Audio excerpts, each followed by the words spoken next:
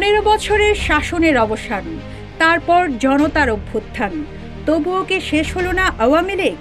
তারা কি আবার রাজপথে নামছে পুরনো রূপে? গণ অভ্যুত্থানে শেখ হাসিনার পতনের পর অনেকেই ভেবেছিলেন আওয়ামী লীগ ইতিহাস, কিন্তু সাম্প্রতিক সময়েই ঢাকাসহ বিভিন্ন শহরে দেখা গেছে দলটির ঝটিকা মিছিল, নেতাকর্মীদের অংশগ্রহণও দিনকে দিন বাড়ছে।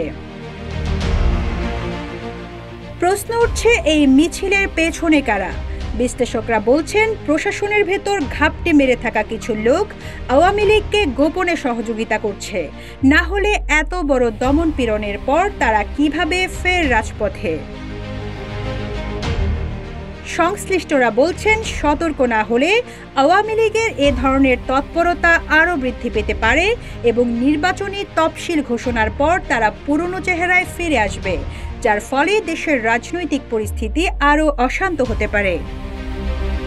এখন যে কোনো ব্র্যান্ডের পুরাতন এসি বদলে নতুন ওয়ালটন এসিতে উপভোগ করুন 25% ছাড়।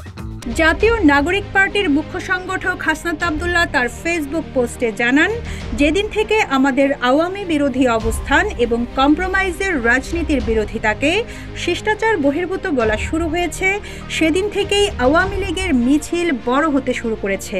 তিনি আরও সতর্ক করে বলেন, অতি শিগগিরই আওয়ামী লীগকে নিয়ে সিদ্ধান্তে আসুন, না হলে শিষ্টাচার বহির্ভূত আচরণ শুরু করতে হবে। ন্যাশনাল ডেমোক্রেটিক মুভমেন্টের চেয়ারম্যান ববি হাজ্জাজ বলেন, ফ্যাসিজম ঠেকাতে আওয়ামী লীগকে নিষিদ্ধ করাই একমাত্র পথ। এ বিষয়ে রাজনৈতিক বিশ্লেষক ও সাংবাদিক মাসুদ কামাল বলেন, আওয়ামী লীগকে নিষিদ্ধ নয়, তবে যাদের অপরাধ আছে তাদের অবশ্যই বিচারের মুখোমুখি করতে হবে। এদিকে গত এক সপ্তাহে রাজধানীতে অন্তত 4টি ঝটিকা মিছিল করেছে আওয়ামী লীগ। সর্বশেষ শুক্রবার উত্তরায় আওয়ামী লীগ মিছিল করেছে। স্বরাষ্ট্র উপদেষ্টা লেফটেন্যান্ট জেনারেল অবসরপ্রাপ্ত জাহাঙ্গীর আলম চৌধুরী জানিয়েছেন, পুলিশকে আওয়ামী লীগের মিছিল ঠেকানোর নির্দেশ দেওয়া হয়েছে। পুলিশ ইতোমধ্যে কয়েকজনকে আটক করেছে বলেও জানান তিনি।